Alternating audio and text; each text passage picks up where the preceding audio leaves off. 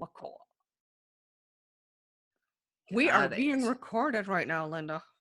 Watch what you So be say. very careful. That's difficult for me. Right. Have we met? You know, for some reason, the phrase you've probably heard Marilyn Million at People's Court say it, forget it, write it, regret it.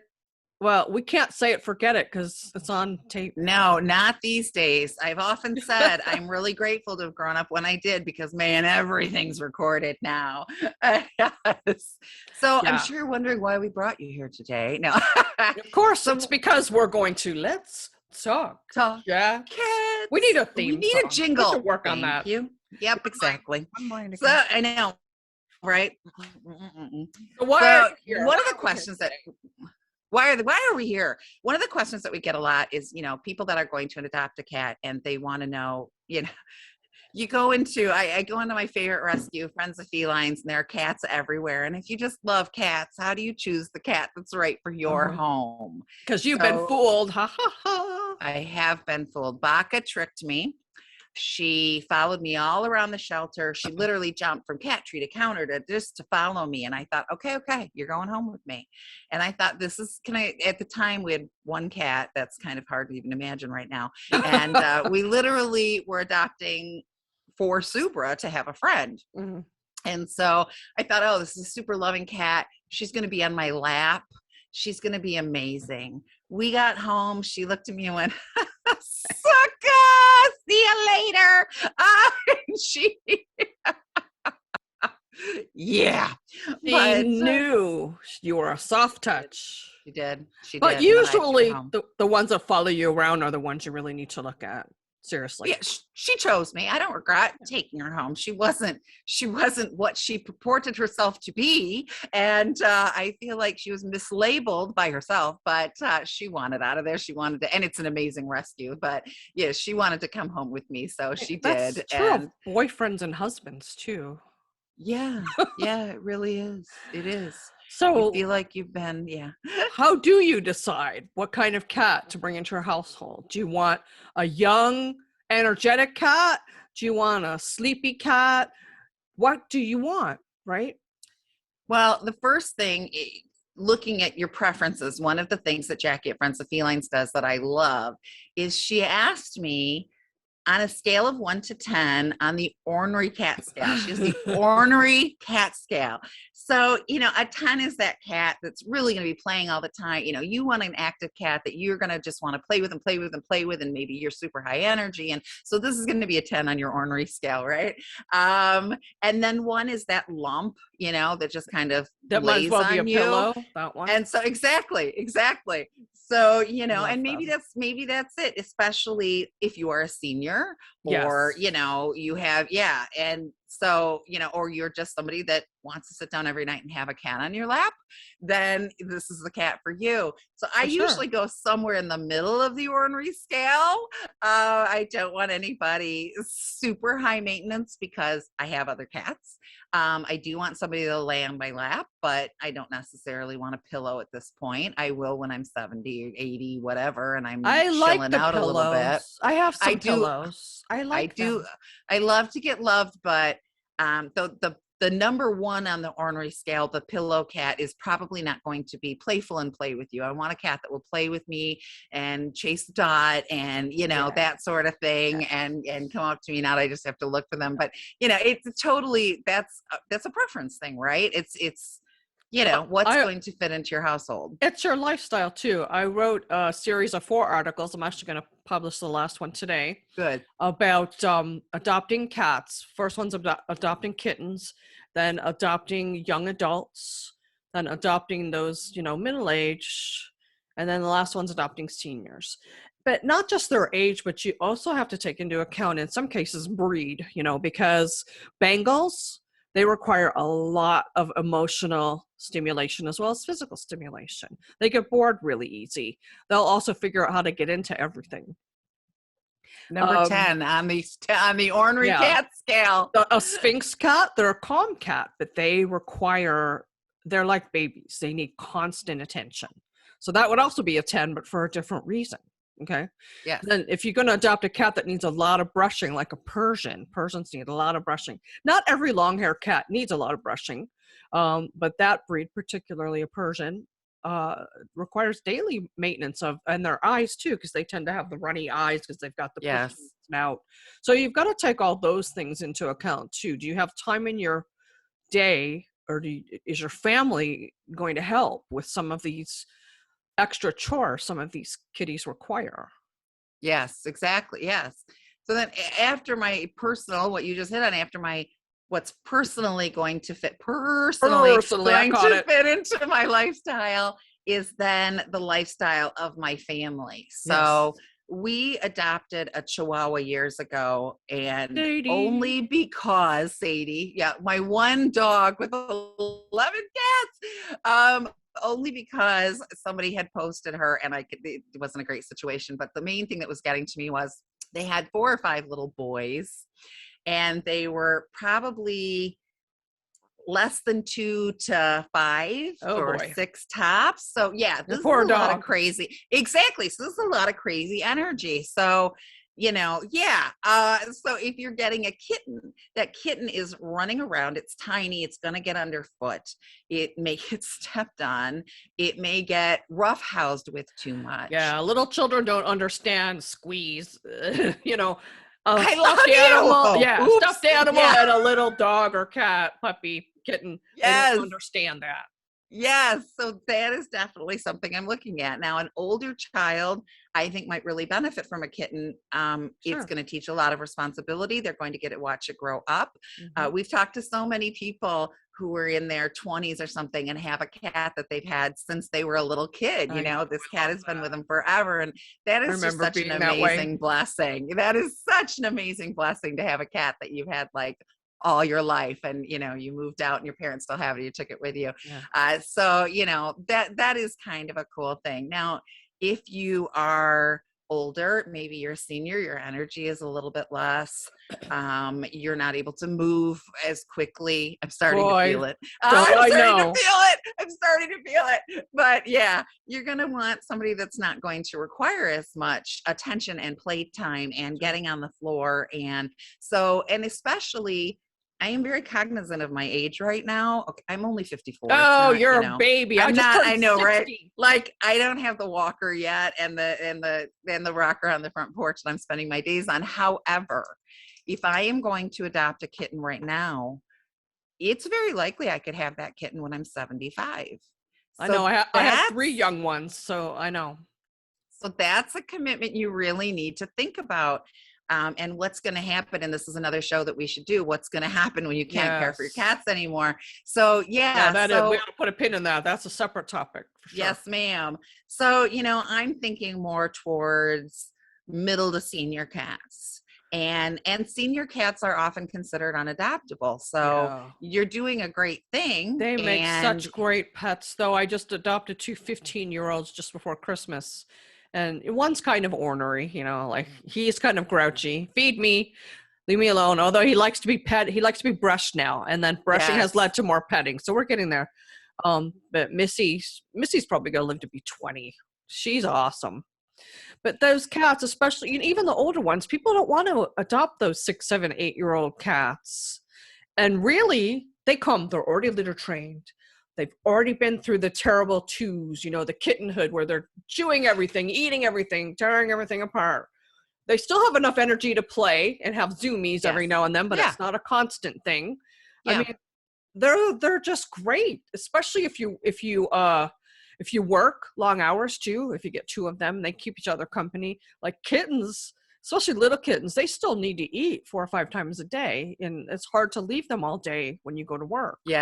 Yes, that's great. That's a very important consideration when you're talking about your lifestyle. Are you going to be home all day with this animal? How much attention does it need? Does it have a medical condition? Right. That kind of thing. So yeah, that's a really good point. It's all, and it's, people you get an idea before you go in, again, with Friends of Felines, they have a kitty cam and you can watch everything that's going on in the rescue. And it's super, super cool. I love those. But you watch this cat and you fall in love. And this actually happened some years ago. My son Cameron, I think he was 12 or 13 at the time.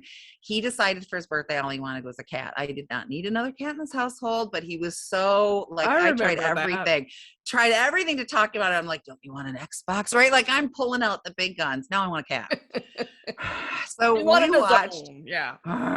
So we were watching the cat cam and there was a cat. I think it was part Bengal. It just had the most amazing markings. It was the most gorgeous cat. We were in love. So we came in and I said to Jackie, we were interested in, I don't remember the cat's name. We're interested in Fluffy. Yeah, Fluffy's my go-to name for pretend cats.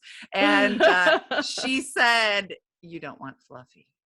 And I'm like, okay. So she kind of steered us around and we ended up bringing home Drake. Why didn't you want Fluffy? I'm not sure what it was. High maintenance. I don't remember. It was a while ago. I don't even remember what I had for breakfast. Did I eat breakfast? Anyway. I told you to eat. I know. I'm not sure. But, I think it was more of a high maintenance situation. And we already had probably 4 or 5 cats in the house. And so, which is another thing to consider. How many cats do you have? How much attention is this cat going to need? I love people that take in cats with medical problems. But when you've got 11 cats in your house, as Galway comes in behind me. Yeah, exactly. I know. I have to take one for our ultrasound next week. I know. Who knew? Exactly. Yes, exactly. Well, and there's another thing. If you're not particularly which cat, but number of cats. So we know that 2 cats are great for each other because they keep each other company, especially if you're going to be gone. This is a great thing. Right. But how many you're going to get up to based on how much time you have, how many litter boxes you want to scoop, how many cats are too many cats? 11. And I have 15 litter boxes right now. I had 17. But the ones in the back cat room up here weren't being used, so 8. I was counting. Sorry, I zoned for a second. Yeah, we both break the rules. 8.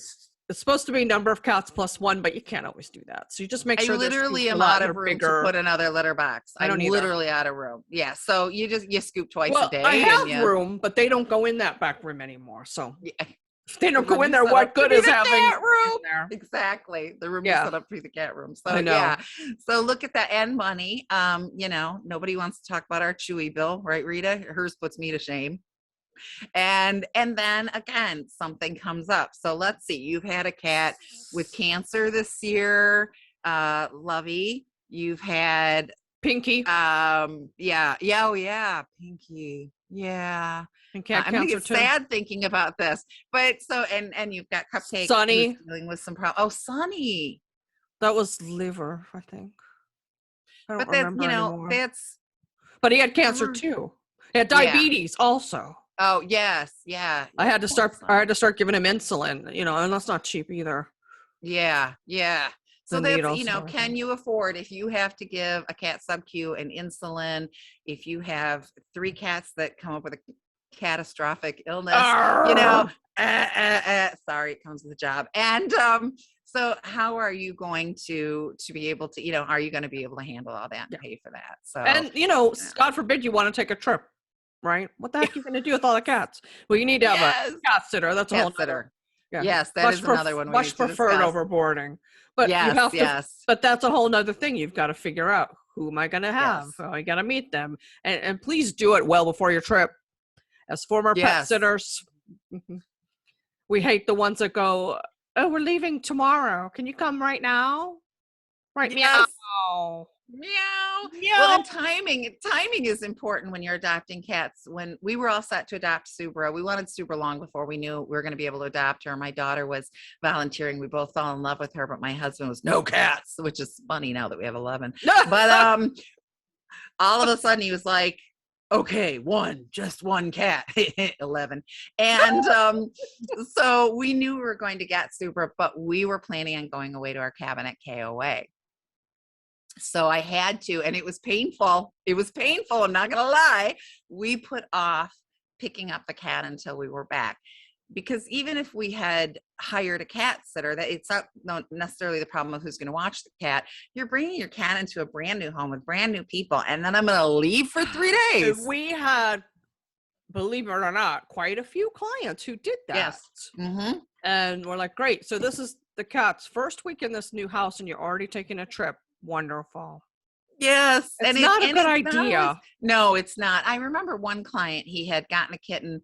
They had canceled their, I want to say it was like Christmas, the holiday time. They canceled their Christmas plans because somebody had been ill or something. And so he had gone and adopted a kitten. And then all of a sudden mom was like, it's back on, come see me. And he was in California and she was in another state. I don't remember where.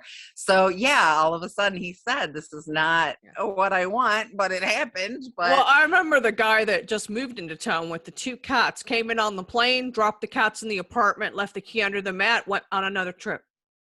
We were the ones that had to acclimate the cats to the apartment with no cat bedding or anything. Yeah.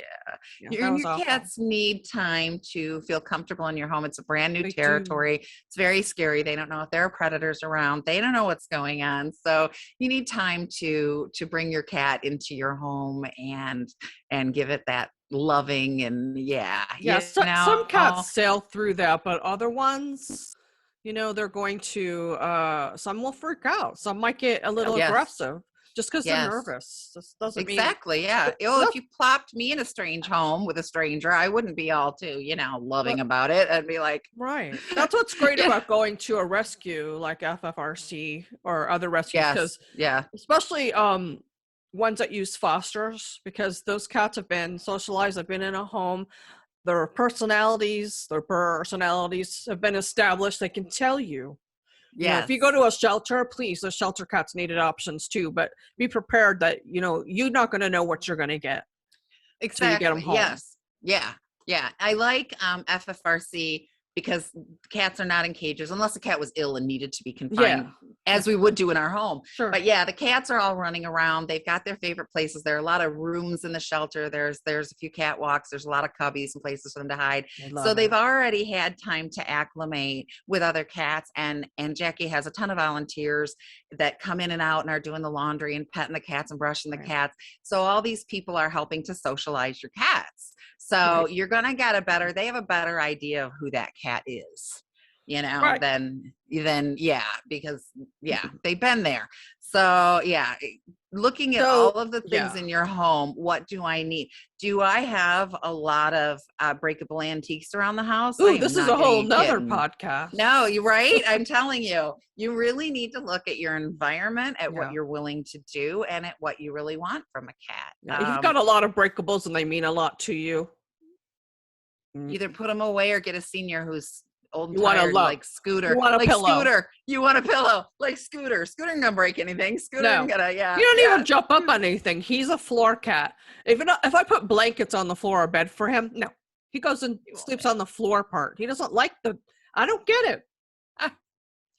And that's just, every cat is so incredibly different in personality. And his sister, on the other hand, on the bed, she's established that living room chair is hers. Yep. She's a Miss Fussy Pants. She likes to be fussed over. I like it. Yep. Weird. I keep looking down there because he's right there. Laying on the floor, not on the bedding I gave him.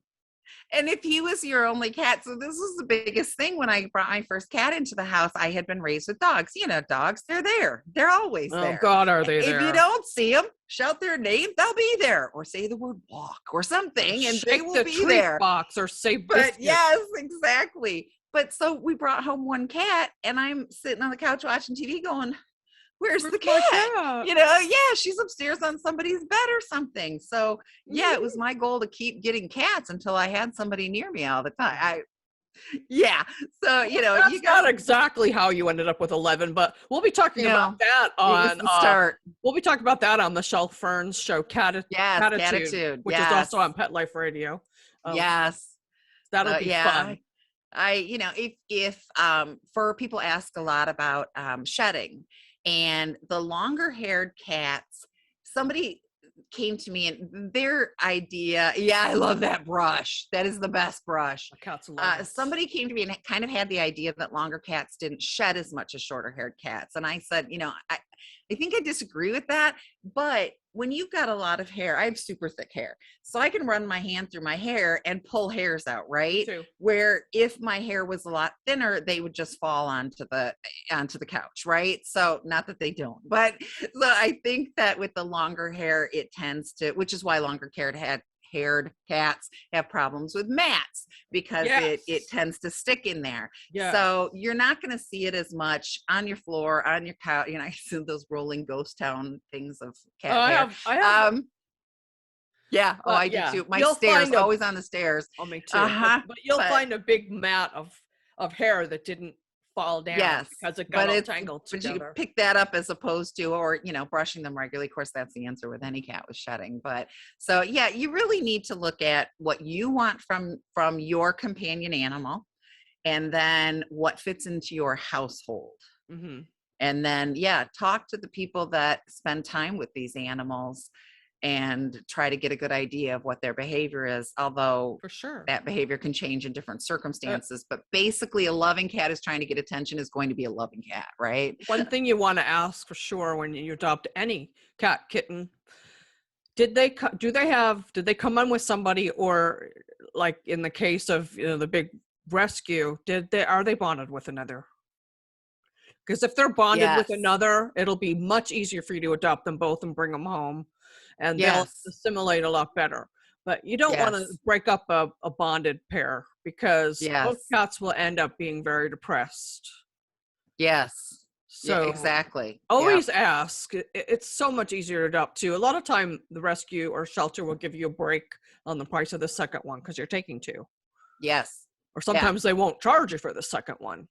Oh, that's what happened with Kismet and Karma. Yes. And when I found out, his girlfriend's still here. What girlfriend? And we didn't ask the question. We didn't ask the question. Exactly. She told us. I could have taken two at once instead of waiting 7 months and getting Karma, but I brought Karma home, and her and Kismet were just like, boom. And you can find them at any point. 99% of the time, if you see one of them, you see the other, and they're laying together like yin and yang.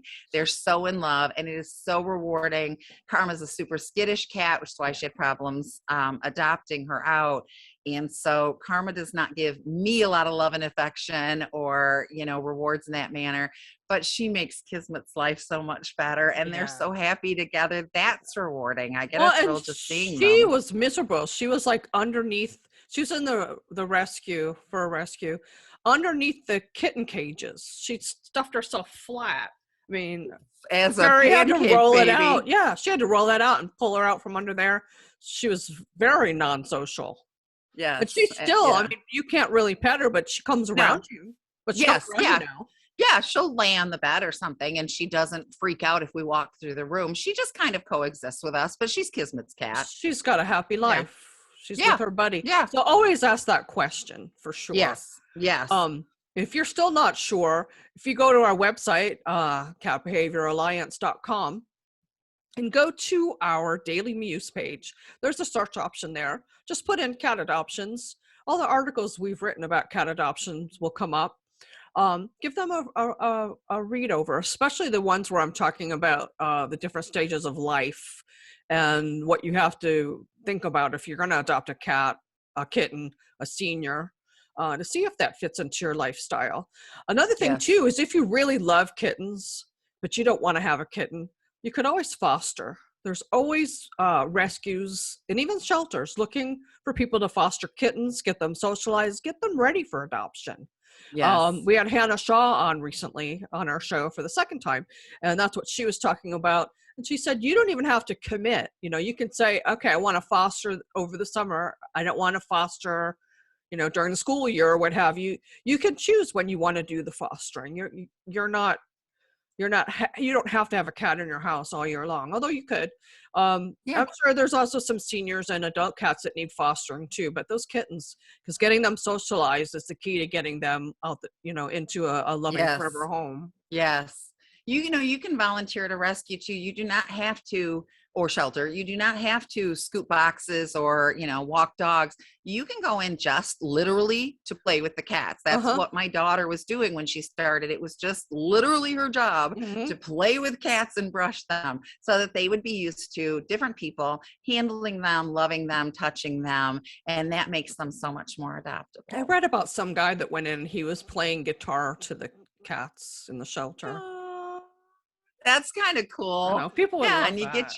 you get your cat fix. So yeah, that's originally why Cassie was volunteering there, and I had to go with her because she was under 16 at the time, because she missed cats. We didn't have any cats in the house. My husband was not going to have that, and so she wanted to get her just two. Okay, three, but just three. 11 cats later. Poor thing.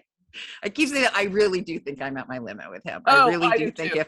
if I tried to make it an even dozen, our marriage would suffer. Although you did play that April Fool's joke where you told him you were bringing home another cat, and he was like, okay. I guess can't do anything about it now. And I'm like, you're kidding. I was like trying to get him all riled up. He's hard to rile, but yeah, he did. If you brought one home, a lot easier. I think you'd see him riled up. I think I would see him riled up.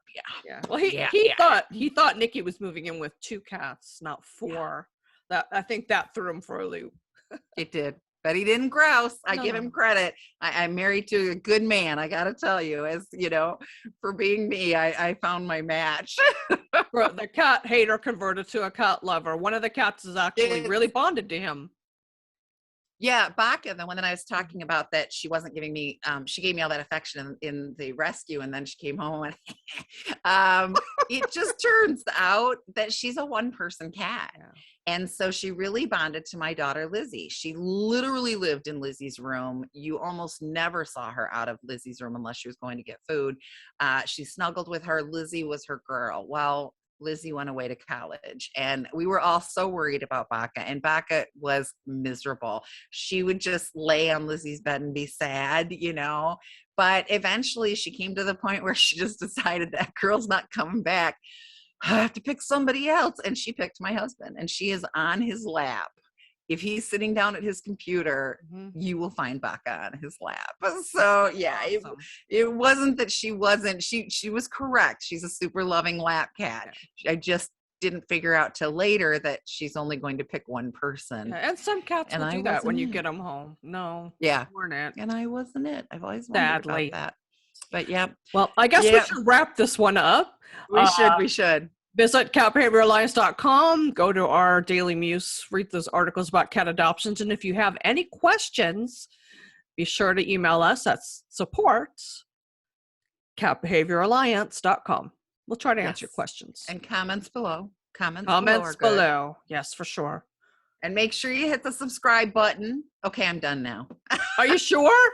I think so. I don't know. Okay. I'll think about it. Okay. I'm going to stop recording. All right.